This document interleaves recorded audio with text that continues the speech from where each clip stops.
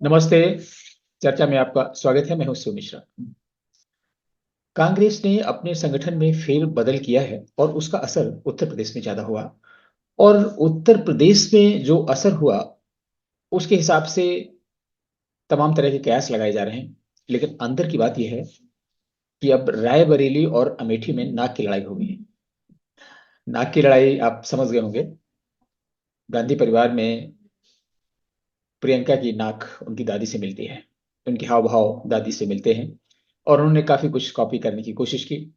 रायबरेली में काफी काम किया, अमेठी में काफी काम किया, उत्तर प्रदेश में घूम घूम कर काम किया। लड़की है, लड़ सकती है, बहुत सारी चीजें की। छत्तीसगढ़, मध्य प्रदेश, राजस्थान में घूम घूम कर प्रचार किया। और हिमाचल प्रदेश में भी उनको जीत दिलाने का श्रेय दिया जाता है। तेलंगाना में भी उनको जीत दिलाने का श्रेय दिया जाता है। कर्नाटक में भी जीत दिलाने का श्रेय दिया जाता है। इसलिए उनसे बहुत अपेक्षाएं हैं। और इसमें बहुत सारे रिएक्शन हैं। लोग पक्ष और विपक्ष में तमाम तर्क दे रहे हैं। कुछ लोगों का कहना है कि प्रियंका गांधी के पर काट दिए गए हैं, राहुल गांधी के रास्ते में रोड़ा ना बने इसलिए। और कुछ लोग कहते हैं कि प्रियंका गांधी को एक ओपन फील्ड दे दी गई है, खुला क्षेत्र दे दिया गया, पूरे भारत भ्रमण पर जाएंगी और अखिल भारतीय स्तर का जो अपना स्टेटस है उसे प्राप्त करें। हम लोग इस पर बात करेंगे। लेकिन उससे पहले आपसे निवेदन है कि अगर आपने ये चैनल सब्सक्राइब नहीं किया है तो कृपया सब्सक्राइब कर लें और वीडियो को लाइक करें और फ्रीली शेयर करें। अब हम लोग बात करते हैं विस्तार से। कांग्रेस संगठन में जो परिवर्तन हुआ है उसका असर उत्तर प्रदेश में यह हुआ है कि उत्तर प्रदेश का प्रभारी एक महाराष्ट्र के अविनाश पांडे हैं, उनको बना दिया गया है। और इस तरह से प्रियंका गांधी को उनके दायित्व से मुक्ति मिल गई है। इसके पहले प्रियंका गांधी को उत्तर प्रदेश का प्रभारी बनाया गया था। उत्तर प्रदेश का जो प्रभारी होता है उसके ऊपर बहुत बड़ी रिस्पॉन्सिबिलिटी रहती है जिताने के लिए। और उसकी सफलता का श्रेय भी बड़ा और बहुत छोटा हो सकता है। बड़ा इसलिए कि उत्तर प्रदेश में 80 सीटें हैं लोकसभा की। और छोटा इसलिए हो सकता है कि अगर परफॉर्मेंस अच्छी नहीं हुई तो उसका कैरियर भी खराब हो सकता है। और प्रियंका गांधी काफी दिनों से मेहनत कर रही हैं। पहले उनको अमेठी और रायबरेली तक सीमित रखा गया था। और मैं रायबरेली में उस क्षेत्र में पोस्ट रहा हूँ एज ए रीजनल मैनेजर। और मेरे पास अमेठी, रायबरेली और फतेहपुर 3 डिस्ट्रिक्ट थे। तो कम से कम गांधी परिवार के दोनों डिस्ट्रिक्ट हमने बहुत नजदीक से देखे। और राहुल गांधी से कई बार मुझे मिलना भी पड़ता था। मिलना होता था नहीं, मिलना पड़ता था। तमाम चीजें थी। तो तब में और अब में बहुत परिवर्तन आया है। लेकिन एक सबसे जो बड़ी चीज है कि धीरे धीरे गांधी परिवार के पांव उखड़ रहे हैं रायबरेली और अमेठी दोनों से। और अमेठी में तो उखड़ ही चुके हैं, जहां पे राहुल गांधी को भारी पराजय का सामना करना पड़ा और वो छोड़कर वायनाड चले गए। और इसके बाद राहुल गांधी ने पीछे मुड़कर नहीं देखा, अमेठी की यात्राएं भी नहीं की। उससे ऐसा लगता है कि शायद अमेठी अब राहुल गांधी वापस नहीं जाएंगे। इस बीच में कई अध्यक्ष उत्तर प्रदेश के कांग्रेस कमेटी के आए और गए। किसी को कोई सफलता नहीं मिली। और सफलता मिलना संदेहास्पद है, मिल भी नहीं सकती है। लेकिन इस समय जो अध्यक्ष हैं वो अध्यक्ष हैं अजय राय। और उनकी क्वालिफिकेशन सिर्फ ये है कि उन्होंने प्रधानमंत्री नरेंद्र मोदी के विरुद्ध वाराणसी से चुनाव लड़ा था। और इतनी बड़ी शख्सियत के विरुद्ध चुनाव लड़ना ही बहुत बड़ा काम माना जाता है, बहुत बड़ी बात मानी जाती है। और इसके बाद में अपना संतुलन बनाए रखना और फिर पार्टी उसको संबल दे, उसको महिमा मंडित करे, उसको प्रदेश का अध्यक्ष बना दे। तो इस समय अजय राय प्रदेश के अध्यक्ष हैं और वो अपनी पूरी ताकत से उत्तर प्रदेश जोड़ो के अभियान में लगे हुए हैं। और उस कड़ी में उन्होंने प्रियंका गांधी को भी बुलाया है जो सभाएं कर रही हैं। और इस समय तमाम यात्राएं निकल रही हैं उत्तर प्रदेश में भी। जैसे राहुल गांधी की भारत जोड़ो यात्रा थी, उसी की कॉपी करते हुए। और एक तरीके से आप कह सकते हैं कि राहुल गांधी को भी खुश करने का एक उपक्रम किया गया है कि भाई आपकी भारत जोड़ो यात्रा कितनी महान थी, उसका कितना काम था। तो उसी से प्रभावित होकर, उसी से प्रेरणा लेकर अजय राय ने भी यूपी जोड़ो, उत्तर प्रदेश जोड़ो का अभियान शुरू किया है, जिसमें प्रियंका गांधी एक खास वक्ता, खास प्रचार करता है। तो ये तो उत्तर प्रदेश की स्थिति की बात हुई। लेकिन उत्तर प्रदेश में कांग्रेस का पराभव आज से नहीं हो रहा है, बहुत दिनों से हो रहा है। और उसका कारण है क्षेत्रीय दलों का उदय, समाजवादी पार्टी और बहुजन समाज पार्टी। इसलिए लंबे समय से कांग्रेस ना तो वहां सत्ता में है। और धीरे धीरे कांग्रेस का जो बेस है, जो वोट बैंक है, वो खसकता चला गया। और इस समय 2-2.5%, 3% के आसपास कांग्रेस का वोट है। और अब स्थिति यह है कि कांग्रेस के पास उत्तर प्रदेश में केवल एक सीट है, जहां से 80 लोकसभा सांसद आते हैं, वहां पर सिर्फ सोनिया गांधी कांग्रेस की अकेली संसद सदस्य हैं। और अंदरूनी सूत्र बताते हैं कि रायबरेली पे भी बहुत बड़ा खतरा मंडरा रहा है। गांधी परिवार की ये कर्म भूमि है, लेकिन इसके बाद भी मैं तो वहां पे रह चुका हूं। अमेठी और रायबरेली की स्थिति कोई बहुत अच्छी स्थिति नहीं कही जा सकती है। कितने ही दावे किए जाएं कि बड़े बड़े प्रोजेक्ट वहां पर आए हैं, और इसमें कोई दो राय नहीं है। इसके बाद भी सड़कों की बहुत दुर्दशा है, बिजली की दुर्दशा है, कोई जो नियोजित विकास है वो हुआ नहीं है। लेकिन लोग फिर भी खुश रहते थे कि भाई, जो गांधी परिवार है, जो प्रधानमंत्री के दावेदार हैं, या जिनकी पार्टी सत्ता में होती है, वो कुछ ना कुछ करते रहते हैं। और ये सही बात है कि वो करते भी रहते थे। मैं 2012 से और 2014 में उस क्षेत्र में रहा। तो उस समय कांग्रेस सत्ता में थी। तो आपके लिए अंदाजा लगाना शायद मुश्किल होगा कि रायबरेली और अमेठी में इतने लोग जो राष्ट्रीयकृत बैंक हैं उनके बोर्ड में भेज दिए गए थे। बहुत सारे लोग आपको मिल जाएंगे।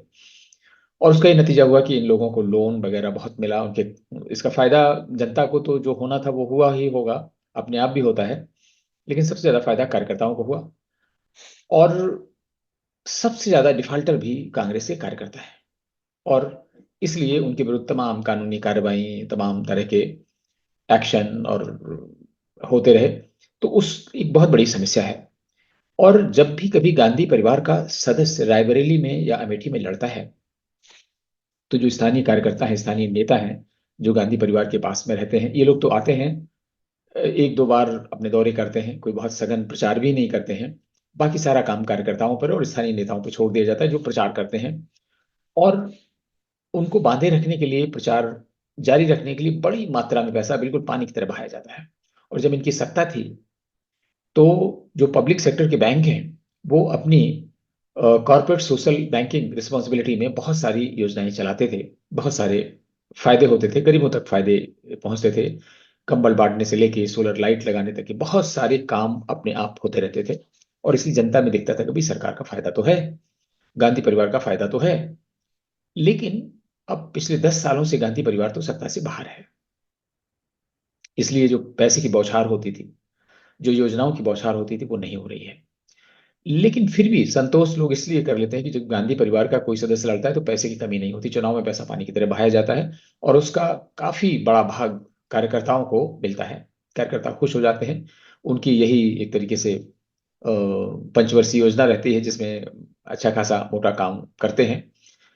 और जब गांधी परिवार के इतने बड़े नेता वहां पे चुनाव लड़ते हैं, तो जहां पे जिन राज्यों में कांग्रेस की सरकारें होती हैं, वहां के मुख्यमंत्री, तमाम नेता भी अपनी तरफ से बहुत सारे काम करवा देते हैं लोगों के। तो एक तरीके से विशेषाधिकार वहां के कार्यकर्ताओं को भी रहता था, जो आजकल उपलब्ध नहीं है। इसलिए कार्यकर्ता तो मांग करेंगे कि भाई, राहुल गांधी अमेठी से लड़े और सोनिया जी वहां से लड़ती रहें। लेकिन एक विचार कांग्रेस में ये किया जा रहा है कि क्यों ना प्रियंका गांधी को रायबरेली से लड़ा दिया जाए। क्योंकि सोनिया गांधी की जो स्थिति है, शारीरिक स्थिति, स्वास्थ्य की स्थिति अच्छी नहीं है। अभी जो 4-5 राज्यों में चुनाव हुए, वहां पर भी वो देखी नहीं गई, कहीं भी प्रचार के लिए नहीं गई। और जहां कहीं भी उनको बहुत आवश्यकता लगी, जैसे तेलंगाना में, तो उन्होंने अपना एक वीडियो मैसेज जारी किया। तो अब आजकल जमाना चेंज हो गया, वीडियो मैसेज से तो चुनाव नहीं जीते जाते। हो सकता है रायबरेली में चुनाव जीत भी जाए, लेकिन बहुत मुश्किल होगी। अगर सोनिया गांधी स्वयं खड़ी होती हैं, तो एक तरीके से बहुत बड़ी चुनौती होगी उन्हें चुनाव जीतने की। इसलिए ये सोचा जा रहा है कि वो अपना उत्तराधिकार प्रियंका गांधी को सौंप दें।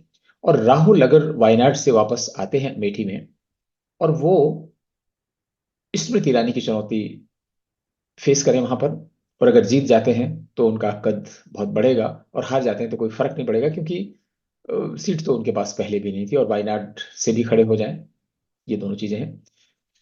और समझा ये जा रहा है कि राहुल गांधी शायद इच्छुक नहीं है वापस अमेठी आने के।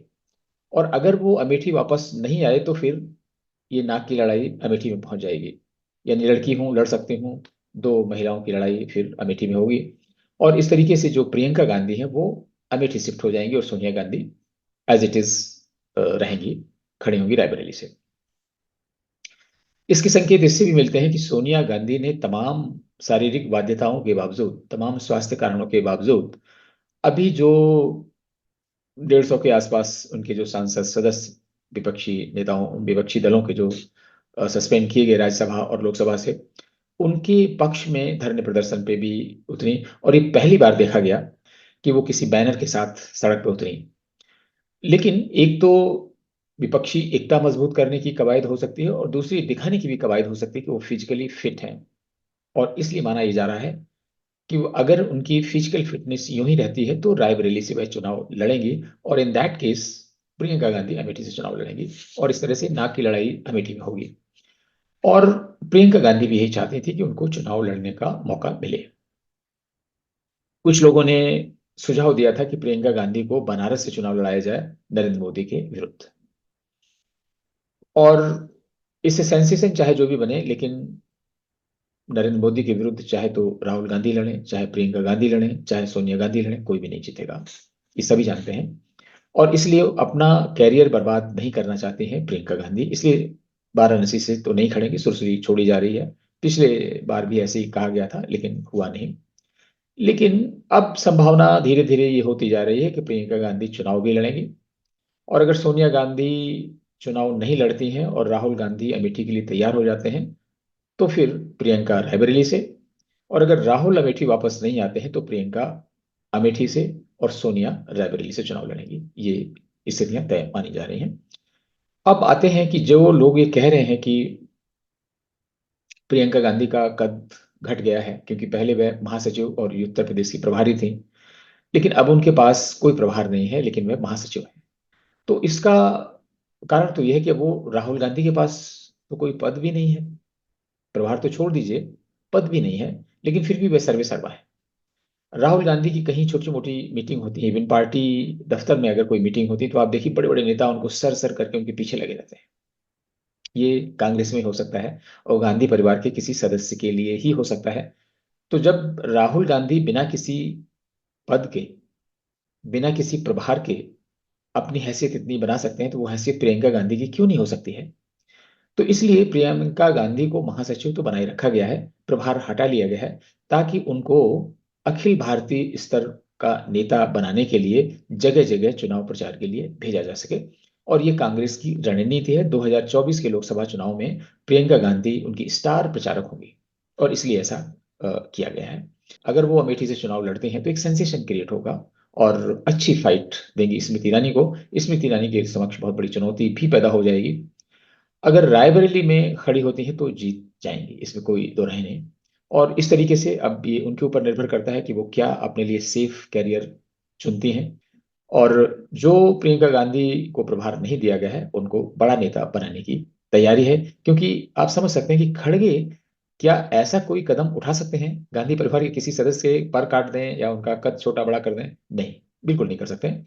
जो भी हुआ वो प्रियंका गांधी की सहमत से हुआ। इसलिए आप तैयार हो जाइए देखने के लिए कि अमेठी में या रायबरेली में नाक की लड़ाई होगी।